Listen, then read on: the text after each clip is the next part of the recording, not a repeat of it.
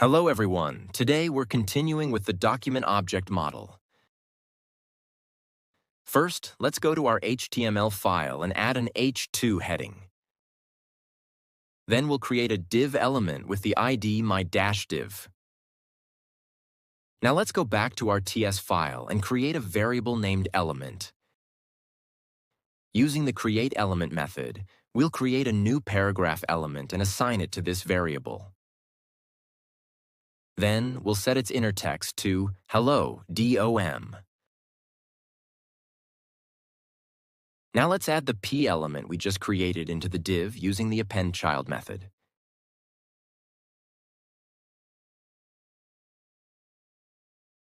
Then we'll run the npxtsc command to compile the code and check the result. As you can see, the text has been successfully added to the page. We see the question mark was added after query selector. This is optional chaining.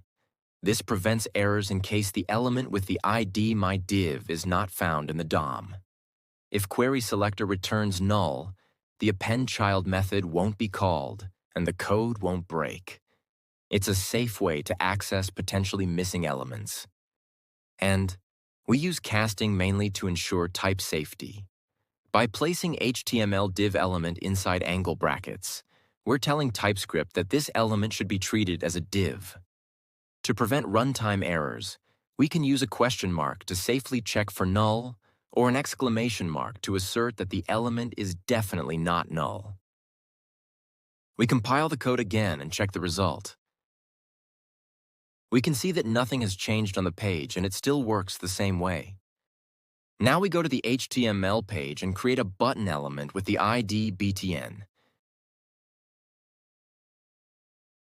Then we go back to the TypeScript file. We define a variable named div to represent the div element. Then we add the bgSuccess class to its class list. We continue without optional chaining. So, we go back to the HTML file and inside the style tags, we define the bgSuccess class with a background color of light green.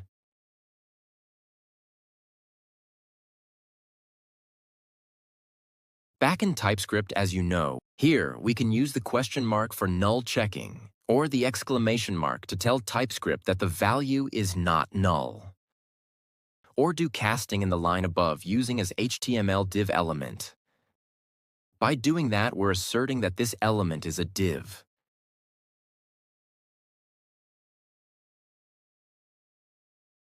We compile the code again and check the result.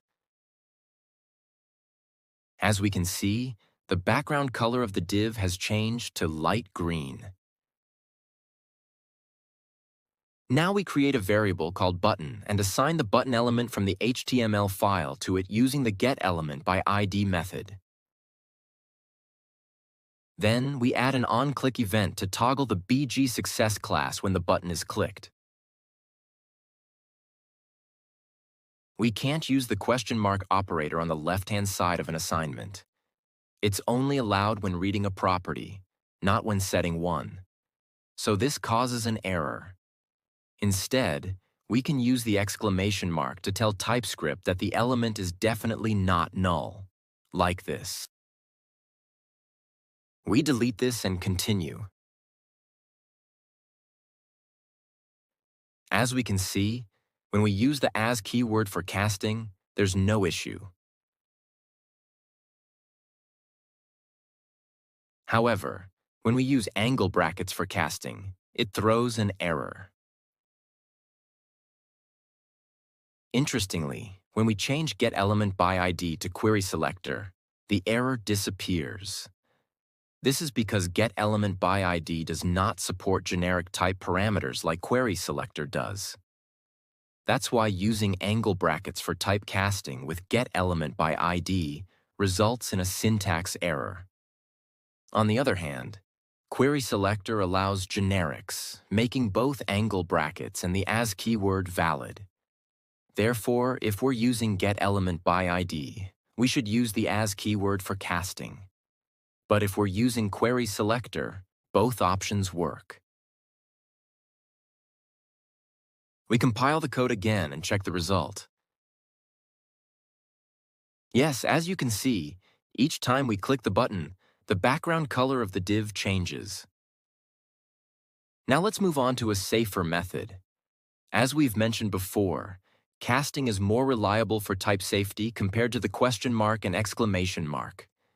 This time, we'll perform the same action using the safest approach, an if condition. We check if button is an instance of HTML button element, and only then we add the onClick event. This approach guarantees both type safety and null checking, so our code becomes much more robust. We compile the code again and check the result.